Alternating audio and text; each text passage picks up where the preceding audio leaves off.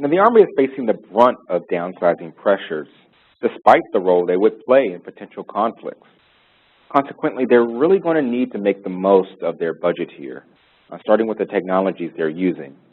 And the good news is that they do still have the largest IT budget of the services, although there's been a bit of a drop from FY14, especially for DME funds. Now, this isn't going to mean that the Army isn't going to be able to purchase any new technologies. Program managers are finding ways to get creative by leasing instead of purchasing and finding ways to fit new technologies into current programs. So all hope isn't lost here for COTS vendors. Another possible opportunity for COTS vendors may lie with the Army having to rely more on O&M funds. The Army isn't going to be able to buy new systems and equipment all at once because they just don't have it in the budget. Existing systems will need to be improved incrementally, and the Army will need help managing applications and IT portfolios as such.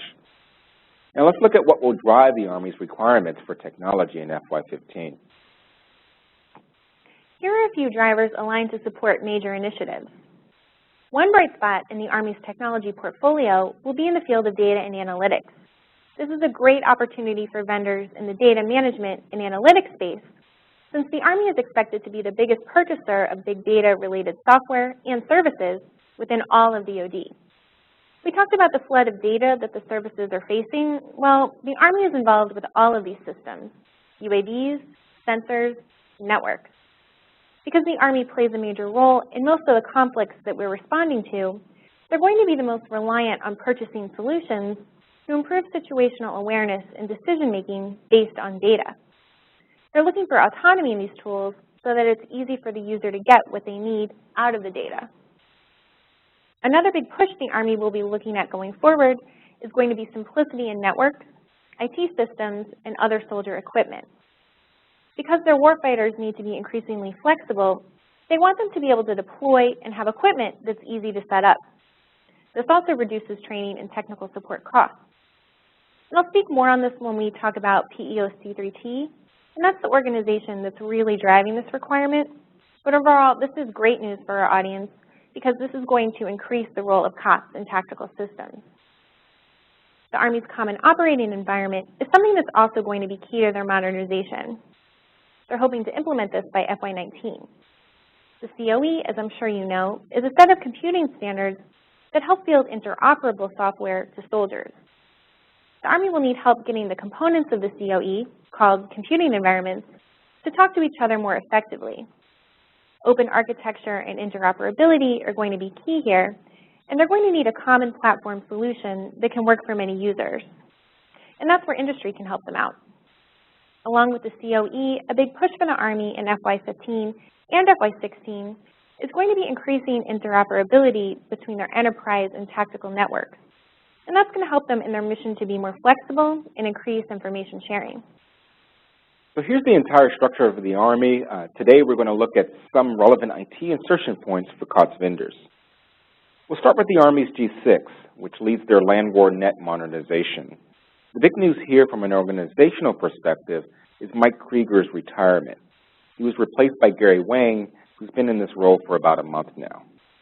Some other initiatives the G6 is concerned with are big data initiatives, the COE, technical standards, mobility, and of course the JIE. This is a good place to go to influence policy and requirements for IT across the Army, going back to that two-pronged approach Stephanie mentioned. When meeting with them, remember that they're not interested in proprietary solutions. Everything needs to be interoperable, efficient, and secure. And they will be a main office to speak to in helping the Army figure out how technology can be used to offset reduced capabilities. But don't think that because we didn't mention cybersecurity on the Army driver slide that it's not important to them. Definitely not the case. Security will be a part of every IT requirement the Army has, and our cyber is where requirements start for anything dealing with infrastructure, cybersecurity, and networks within the Army. Our cyber has the mission of defending the Army in cyberspace, and they have two major subordinate commands, the first IO and Netcom. The first IO is tasked with a large part of the Army's cyber mission by providing computer emergency response teams, threat and vulnerability assessments, and technical support for computer intrusions, all embedded into INSCOM's overall mission, who they report to administratively. Our cyber is going to be in the process of relocating their headquarters down to Fort Gordon by FY19, and the move will place the Army's operational cyber headquarters with the majority of its cyber mission forces. Now let's look at Netcom, which serves as the Army's IT service provider. Major General Morrison runs this command and was recently promoted to a 2-star. The 7th Signal Command is a good place for COTS vendors to focus on. They're responsible for the Network Enterprise Centers, or NECs, which provide regional support to the Army. The NECs have been helping the Army with JIE infrastructure by handling the MPLS installs regionally.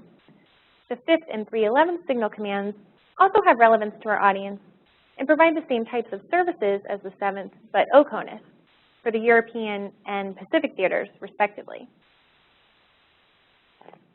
PEO-C3T, as I said earlier, is going to be the main organization that will be responsible for simplifying the Army's tactical network via the Network Modernization Roadmap. This will drive many of their network requirements going forward. They want to simplify the Army's networks and make them easier to operate. Jen Zabosny, who's the director of their Technical Management Division, and her office is responsible for the technical execution of that roadmap, says that the main challenge with simplifying is bringing together the various components of the network. They were built in a complicated and stovepiped way, and now they need to break those down to simplify the network architecture. Simplification is important going forward because the Army won't have to spend as much time or money on training and technical support, and that allows them to redirect resources. Simplification will also involve automation of procedures within the tactical networks.